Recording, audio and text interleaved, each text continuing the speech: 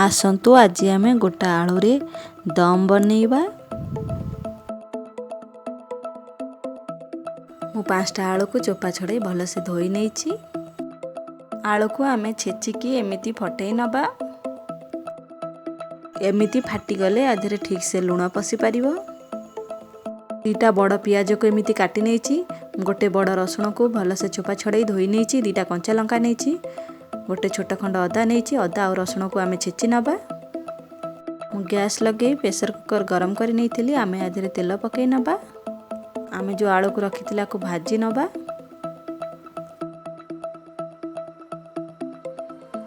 लुण पकई नबा, हल्दी पकई नबा। आम या भाजी नबा। आमर आलू भजा हो गलानी। आम या बाहर कर नबा।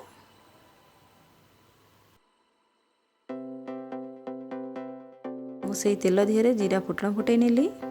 तेजपत्र, डालचीनी, गुजराती, गोटे स्टार नहीं। आम काटी रखि पियाज को पकई नबा। आम या 2 ରୁ 3 मिनिट भाजी नबा। आमर 3 मिनिट हो गलानी। आम छेची रखि अदा रसुण पकई नबा। आम अदा रसुण को भलसे 3 ରୁ 4 मिनिट भाजी नबा।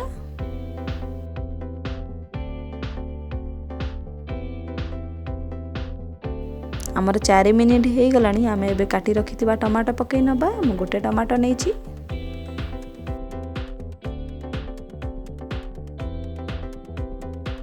कंचा लंका पकई नबा। आम टमाटो पकई 2 ରୁ 3 मिनिट पुणी भाजी नबा।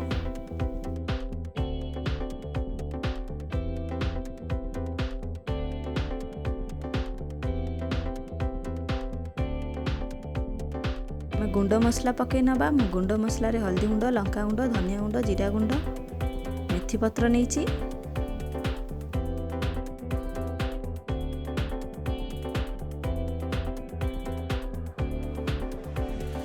आमे अल्प जल दे नबा। मसला को आमे 5 मिनिट कषि नबा।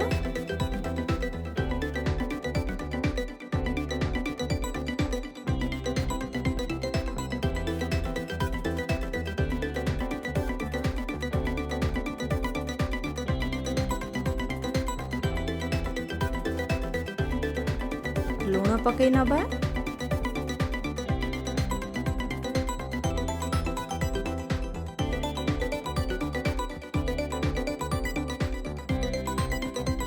आमे भाजी रखि आलू को पकई नबा।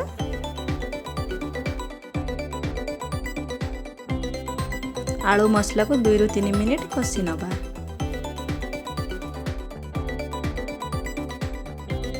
आमर आलू कषि गलानी। आमे जल दे नबा। मु गोटे गिलास जल देली।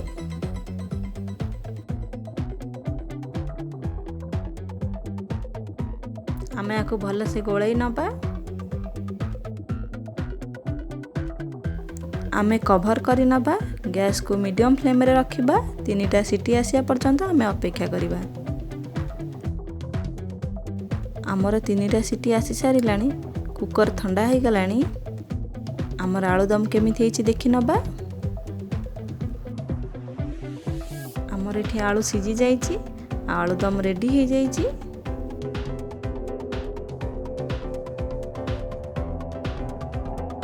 गरम मसला पकई नबा। मोर टेस्टी आलू दम रेडी हो गला। आपण मानकु जदि मोर रेसिपी भल लगे लाइक, कमेंट, शेयर करिवे। मो चैनल रे जदि नुआ आसीचंती मो चैनल को सब्सक्राइब करिवे। बेल आइकन क्लिक करिवे। एमिति नुआ रेसिपी सर्वप्रथमे देखिबा पई। रहउची नमस्कार। देखा बा में एमिति आ गोटे नुआ रेसिपी सहित।